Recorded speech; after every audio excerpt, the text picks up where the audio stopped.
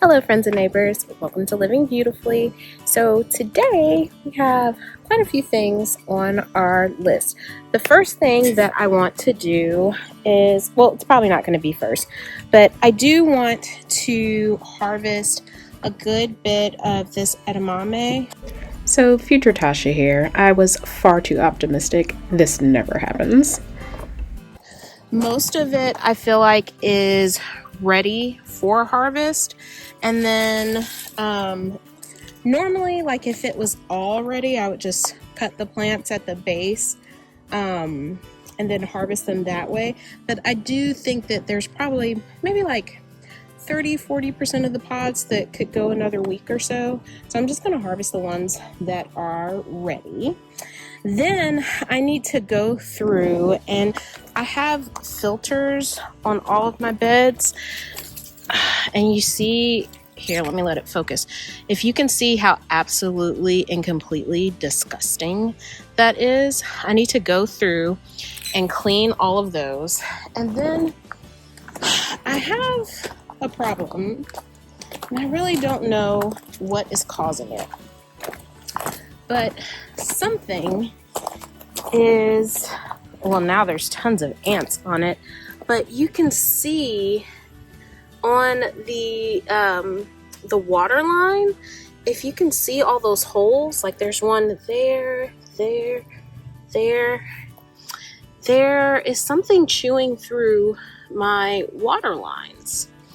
I'm not sure what it is. I know I've seen a rabbit around here every now and then. I don't know if that's it. I did put out some fox urine to hopefully deter it, but I need to replace all of that tubing. And the reason why I need to get all of my watering or irrigation issues together is because I am getting ready to plant out all of my fall seedlings. I'm going to take the shade cloth off today and give them full sun. I've been transitioning them from being in the greenhouse to outside. So today will be a day where they are just out here in full sun. And I'll leave them today and probably part of tomorrow, and then plant them in the evening tomorrow. So need to make sure that I'm going to be able to effectively water them.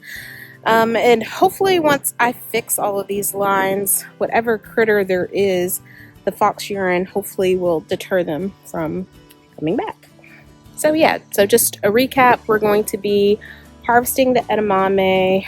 I'll go through kind of blanching and shelling those with you guys, and then fixing all of our irrigation woes, cleaning my filters, replacing any of the tubing that has holes in it, just getting all of the beds ready for our fall planting.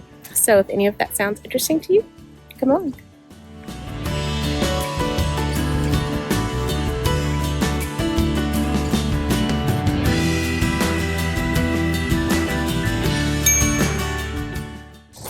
And for those of you who are wondering kind of my process of hardening these off, getting them ready for planting, before I would, take all of the trays out of the greenhouse, let them sit outside for a little bit, then take them back inside, back and forth, and I hated it. And it really made me kind of shorten the amount of time that I was hardening my plants off. And I think that that was detrimental to them. Sometimes they would be a little bit more stressed than they had to be during planting. And so what I did this time, you saw me take one layer of shade cloth off. What I did this time is I just set all of these in an empty bed that I had, and I put initially like 3 layers of 50% shade cloth the first couple of days.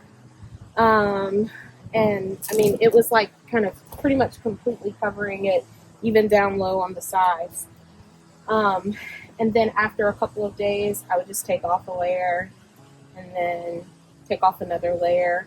And then for the last few days, they've just had the one layer of the 50% shade cloth. Um, and now I'm just going to let them spend a day just in full sun, really like a day and a half, and then we'll actually plant them out.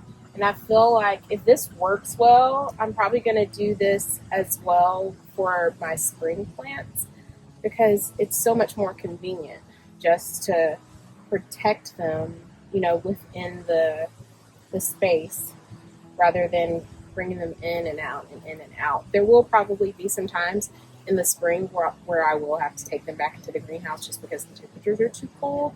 But as much as I can, I'll probably try to avoid lugging them back and forth as much as I usually have been doing. So now that we have our seedlings in their final stage of hardening off, let's get our beds ready to receive them. Starting off with our irrigation. So in order to repair some of this tubing that is damaged, we need replacement tubing. You need something to cut it with. I also have some emitter tubing. And then I also have this little connector kit. It has all different types of connectors that you can use for drip irrigation. I'm mostly just going to be using the two-way connector, but this is a really helpful little kit if you use drip irrigation. You can have a different tubing turn or stop the flow. You can add a sprinkler. So this was just like a little $10 kit on Amazon, which can be really helpful. So this is a really simple process. I just cut out the damaged portion of the tubing. I get some fresh tubing. I take one of those two-way connectors that's in that kit, put it on each side, and then reconnect the undamaged tubing into the rest of the system. This allows you to fix a portion without having to replace the entire length of tubing. Then I stake it back down and put an ant bait right there because there were a lot of ants there. On to the next thing. So in this bed, I'm going to actually turn it on so you can see. There are multiple spots that have holes.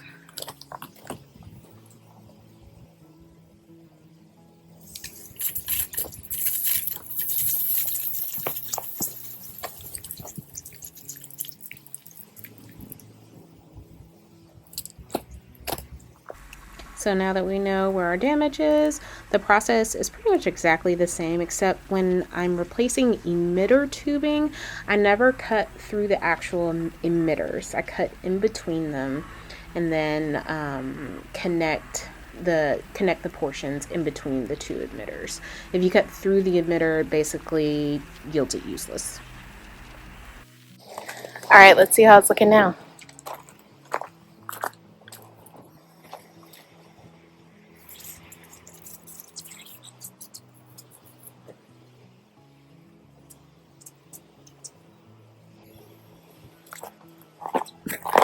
All right, so I'm basically going to do the same thing going throughout all of the beds. So I will be back when I'm done. All right, now that I have all the holes patched up, I want to clean these nasty filters. These are just metal mesh filters, and it just helps decrease the likelihood or the amount of time that it takes for my emitters to, what am I trying to say? Words. These metal mesh filters make it to where it's less likely for my emitters in my emitter tubing to get clogged from all the sediment or icky gunk and stuff like that, because the water is pulled straight from the pond. So it's not like it's, clean tap water. So I'm going to get each of these, and then I'm just going to dump them all into this wheelbarrow. And once I have all of them, then I'm going to give them a good scrub before I put them back.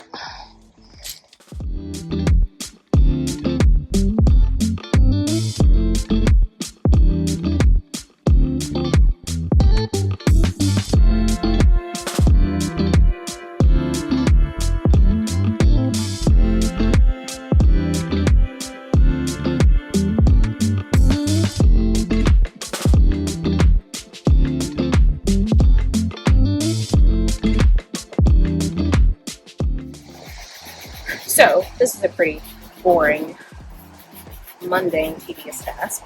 But I thought I would chat with you guys while I am doing it. I am in North Texas. Let's talk about timing. I'm in North Texas. My first frost date is early November. And as far as timing for me, for my, crops that take a little bit longer to mature, I mean, those are things that you can either start from seed or get nursery transplants. I did mine from seed this year. Last year I did them from nursery transplants. And I started them a few weeks ago, probably about a month ago. And that's like my broccoli, cabbage, Brussels sprouts, and celery are the things that I started from transplant a few weeks ago. I did cauliflower last year, but I kind of realized that I just don't really eat much of it, so I did not start it this year. So let me know what you guys have already started from seed, and or things that you plan on getting from the nursery. They're kind of take longer to mature. Things that have a little shorter days from germination to maturity, germination to harvest, are things like kale, collards, lettuce, and those things I actually just started yesterday from seed. But those are also things that you could get as nursery transplants and plant out about this time if you are in a similar area as me. Things that you would want to direct sow that you could plant right now are things like your carrots, beets, radishes, your root crops. One thing that I wanted to direct sow actually a few weeks ago that did not work out well. A few things that I tried to direct sow a few weeks ago that didn't work out that well are parsnips.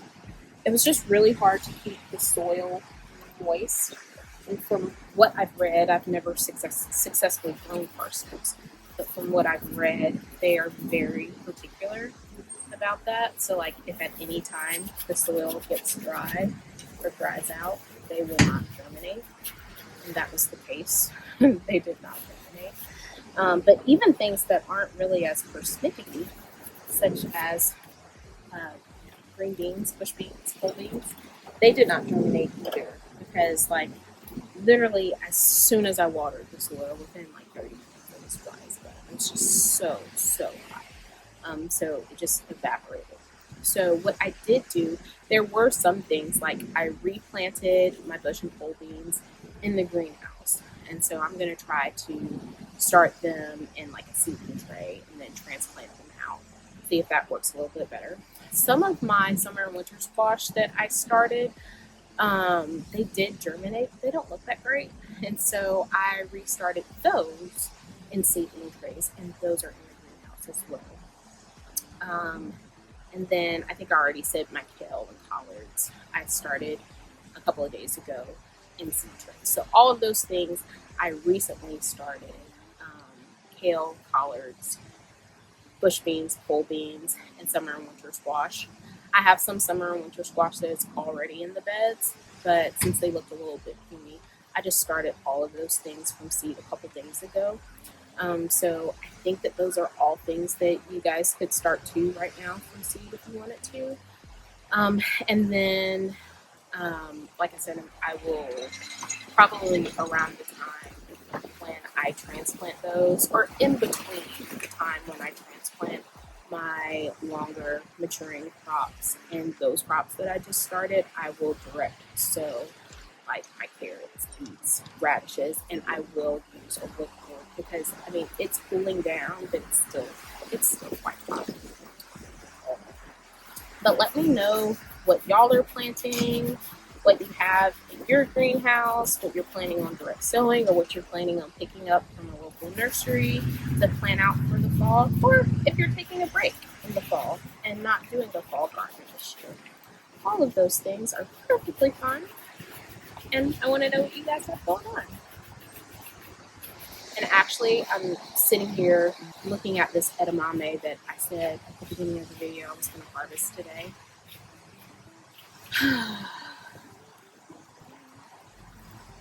Yeah, I'm not going to do that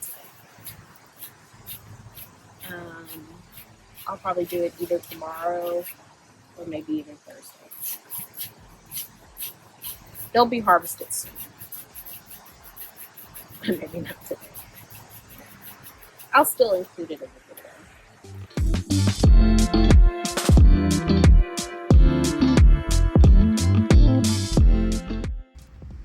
Alright, so I got them all cleaned and reinstalled, and I'll show a flashback of how it looked before. It's much, much better.